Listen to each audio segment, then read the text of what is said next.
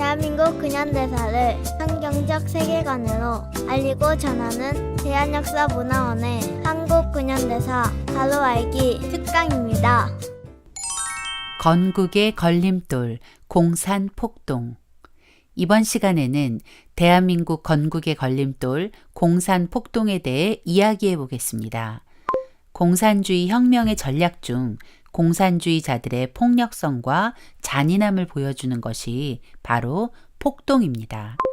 폭동이란 많은 사람이 특정한 권위, 재산, 사람에 대하여 폭력 행위를 일으켜 사회의 안전과 질서를 어지럽게 하는 것을 말합니다. 해방 후 공산주의자들은 한반도에 공산 정권을 세우기 위해 크고 작은 공산 폭동을 일으켰는데 그중 대표적인 폭동이 대구 10월 폭동과 제주 4.3 폭동입니다. 하지만 현재 우리는 이 공산 폭동을 민중항쟁으로 부르고 있습니다. 어쩌다 이런 일이 벌어진 걸까요? 바로 철저한 역사 왜곡의 결과입니다. 그러나 분명한 것은 대구 10월 폭동과 제주 4.3 폭동 모두 한반도 공산화와 자유 대한민국 건국을 방해할 목적으로 자행된 공산주의 폭동이라는 것입니다. 지금부터 대한민국의 걸림돌 공산폭동의 진실을 살펴보도록 하겠습니다. 해방 후 소련은 한반도 공산화를 위해 발빠르게 움직였습니다. 1945년 8월 24일부터 38선을 봉쇄하여 한반도를 두 동강 낸 소련은 김일성을 내세워 북한 공산화에 착수했습니다. 1946년 2월 8일 북조선 임시인민위원회가 조직되면서 사실상 북한은 이미 공산화를 마친 셈이었습니다. 소련은 신속한 한반도 전체의 공산화를 원했고 남한 내 공산주의자들은 소련의 지령에 따라 남한에도 공산 정권을 수립하기 위해 일사불란하게 움직였습니다.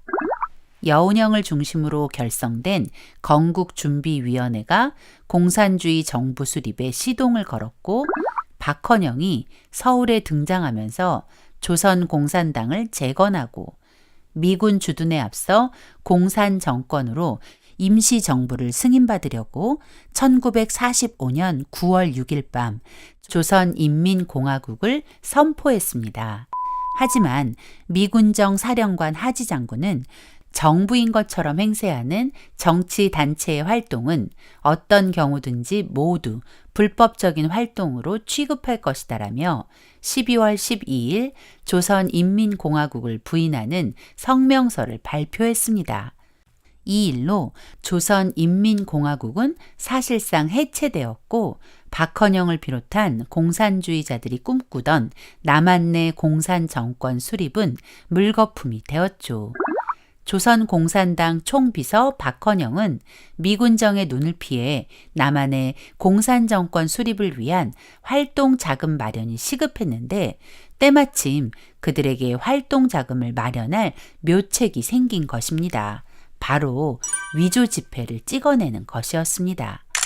서울시 중구 소공동에 소재한 근택 빌딩에는 일제시대 총독부에서 조선은행권을 인쇄하던 조폐 공장이 있었습니다.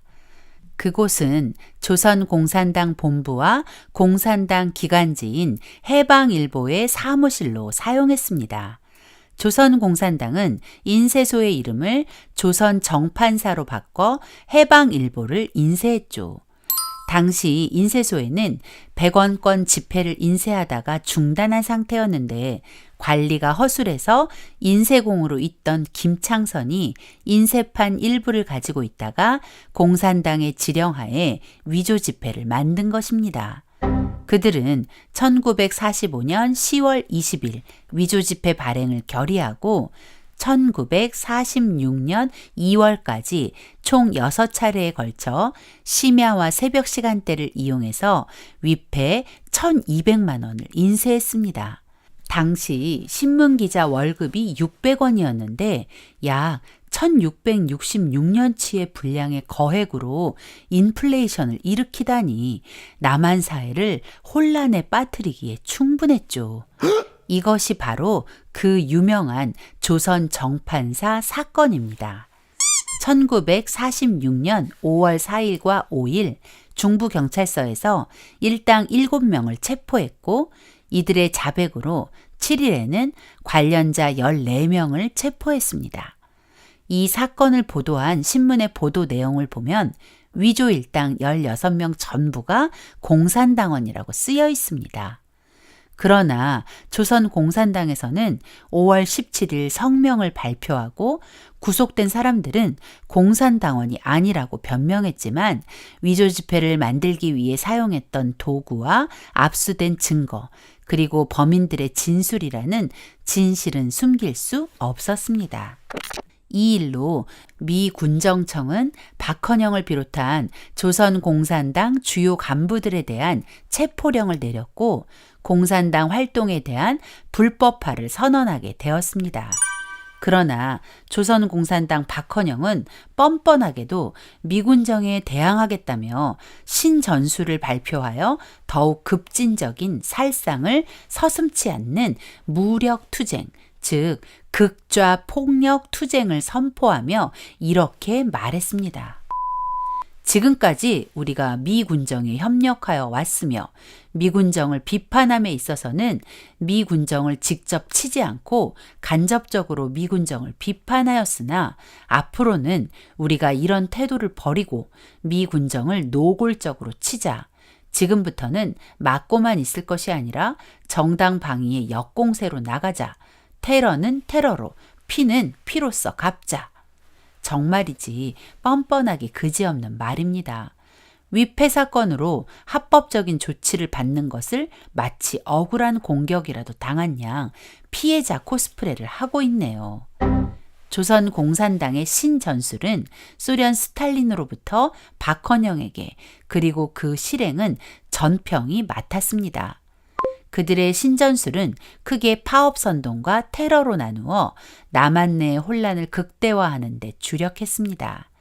신전술 선언으로 조선 공산당의 조직력과 투쟁 실력을 구체적으로 보여준 처음 사건은 1946년 9월 총파업 폭동이었고 신전술의 테러 전략의 가장 첫 사건이 대구 10월 폭동입니다. 물론 그 전에도 몇 차례 폭동은 있었지만 대구 10월 폭동은 공산주의의 악랄하고 잔인한 면모를 제대로 보여주는 한반도 최초의 조직적 공산 폭동으로 소련의 지령을 받은 박헌영의 주도로 일어난 것입니다. 대구 10월 폭동은 공산주의자들의 거짓 선전 선동으로 시작되었습니다. 전평, 경상북도 평의의 위원장 윤장혁은 사람들에게 가짜뉴스를 퍼뜨렸습니다. 대구시청 앞에서 쌀을 배급해준다. 쌀 배급받으러 가자. 라며 사람들을 선동해 부녀자 약 1000여 명이 대구시청으로 몰려갔습니다. 그러나 시청 앞에 모여든 사람들이 듣게 된 소식은 쌀 배급이 취소됐다는 것이었습니다. 그 역시도 윤장혁 일당의 계략이었죠. 해방 후 한반도는 어려움이 많았습니다. 쌀값이 폭등한 데다 쌀 매점 매석까지 더해지면서 일반 시민들의 삶은 고통 그 자체였기 때문에 공산주의자들의 거짓 선전 선동은 제대로 먹혀들었죠.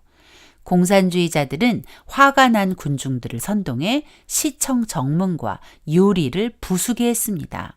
그리고 10분 거리인 경북 도청으로 군중을 유도해 시위를 이어나갔고 전평이 있는 대구역 광장에서는 쌀을 달라, 박헌영 선생 체포령을 취소하라는 구호를 외치고 적기가와 해방의 노래를 부르며 수천의 노동자와 시민들이 합쳐져 시위가 격렬하게 번져갔습니다. 이 과정에서 군중이 경찰들에게 돌을 던지기 시작했고 경찰은 위협 발포를 했는데 시위대 한 명이 총에 맞아 숨지는 사건이 일어나고 말았습니다. 군중은 흩어져 돌아가고 시위가 진정된 것 같았지만 다음 날 대구 의대 재학 중이던 조선공산당 비밀당원 채모학과 4명의 학생이 시신 한 구를 가지고 사람들 앞으로 나와서 이 시신이 어제 경찰에게 억울하게 죽은 그 노동자입니다. 라고 사람들을 선동했고, 이내 사람들의 마음에는 경찰에 대한 분노가 일기 시작했습니다. 사실 그 시신은 전날 죽은 노동자가 아닌 대구 의대 해부학 실험실의 해부학 실험용 시신이었고, 최모학이 그 시신을 훔쳐나와 사람들을 선동하기 위한 도구로 사용한 것 뿐이었습니다. 그 전략은 제대로 적중했습니다. 공산주의자들은 노동자, 시민, 학생들을 선동했고, 공산주의자들의 폭동은 노동자, 시민, 학생의 3자 연대 폭동으로 이어졌습니다. 공산주의자들에게 선동된 사람들은 대구 경찰서로 몰려가 살인 경찰을 처단하라, 경찰은 무장을 해제하라 외치며 경찰서를 에워쌌습니다. 사실 폭동에 가담한 사람의 대부분은 공산주의자의 선동에 속아 얼떨결에 그 자리에 서게 된 사람들이었습니다. 그러나 한 번 선동된 군중은 폭도로 변해 경찰과 대치했습니다. 폭도들은 경찰이 무장을 해제하면 자신들도 해산하겠다고 소리쳤습니다. 어이없게도 대구 경찰서 서장 이성옥은 폭도들의 말을 믿고 경찰들의 무장 해제를 지시했습니다. 결과는 어떻게 되었을까요? 폭도들은 약속을 지키지 않았고 경찰서로 몰려와 무기를 탈취하고 약 100여 명의 죄수를 석방하고 대구 경찰서를 점령해버렸습니다. 그런 심각한 사태가 벌어지자 미 군정은 10월 2일 오후 6시 대구에 계엄령을 선포한 것입니다. 대구 경찰서를 장악하고 무기를 빼앗은 폭도들은 경찰과 그 가족들 그리고 우익 인사들을 학살하기 시작했습니다. 공산 폭도들의 만행은 차마 입에 담기조차 처참했습니다. 경찰관의 집을 습격해 경찰관의 부인과 세 자녀를 잔인하게 학살하고 60대의 노모마저 몽둥이로 내리쳐 살해했습니다. 과수원을 운영하던 농부의 집에 들어가 농민을 착취했다며 낙과 곡괭이, 도끼로 가족 11명을 처참하게 살해하기도 했습니다.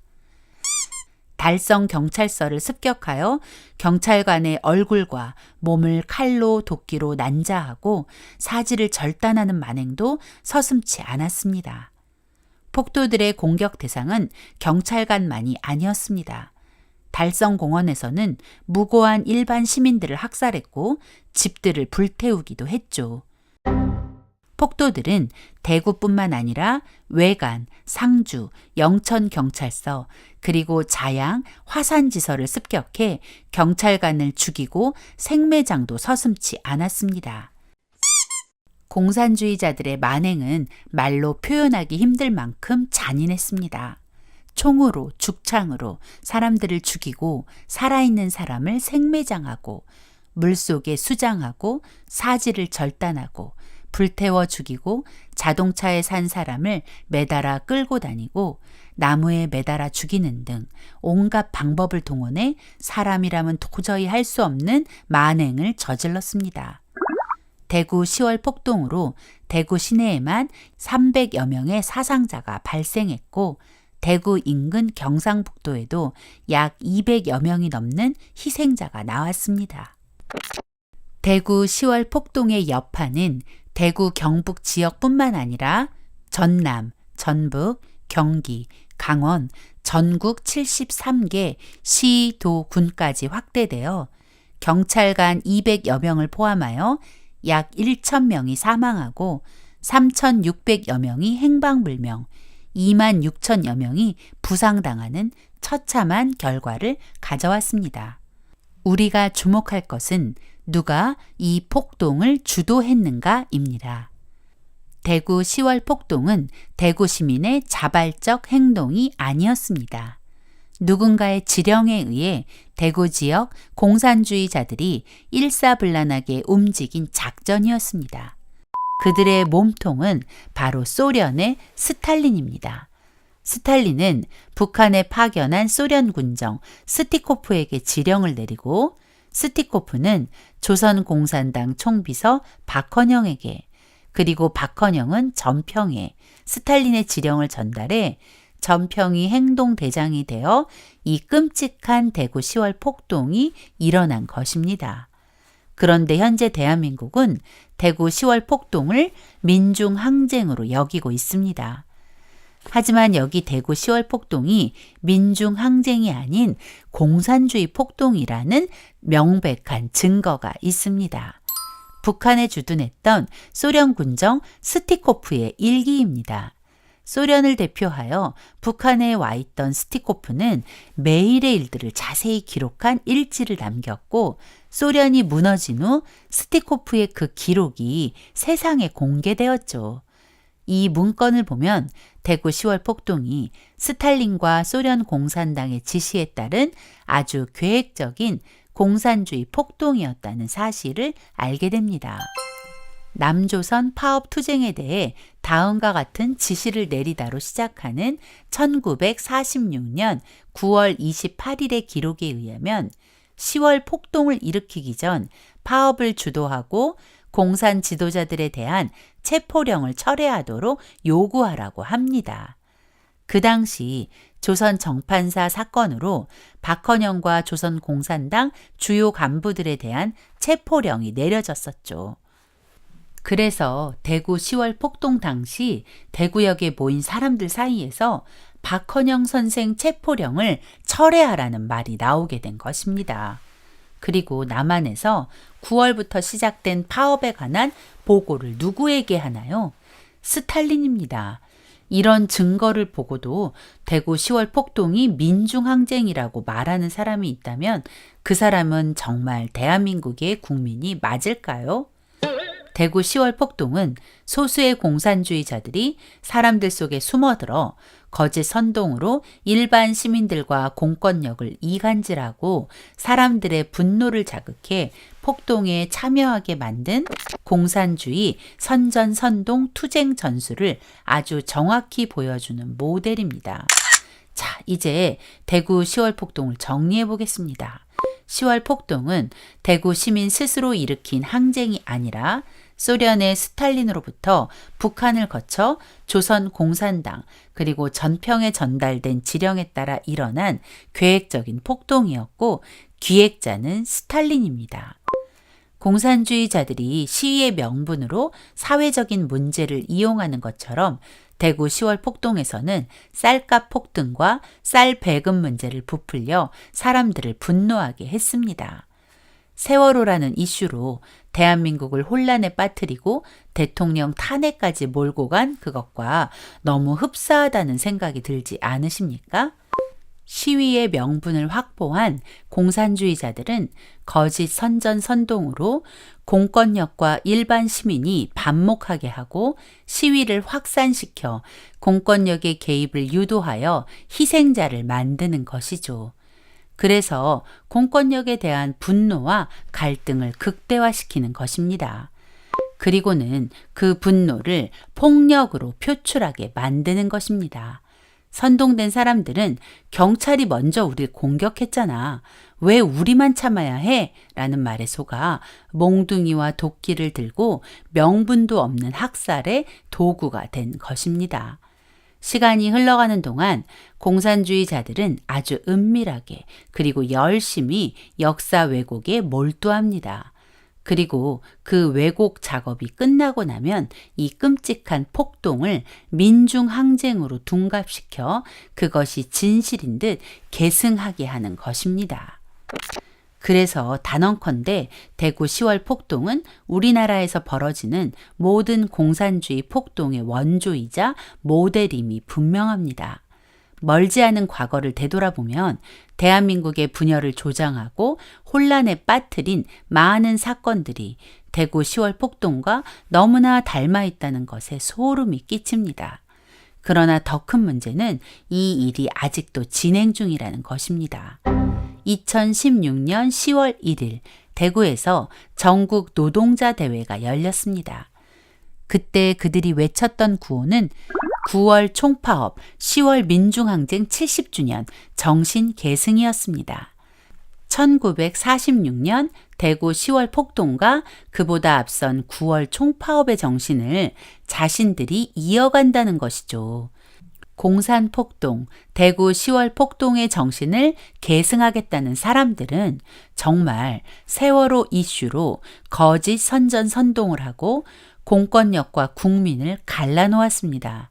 그리고 정권을 바꿔버렸고 5년이라는 시간 동안 대한민국의 정체성을 거의 다 파괴해버렸습니다. 대구 10월 폭동은 자유 대한민국의 건국을 방해한 한반도 최초의 조직적 공산주의 폭동으로 지금까지도 대한민국을 위태롭게 하는 공산주의 폭동의 원조임을 기억해야 합니다.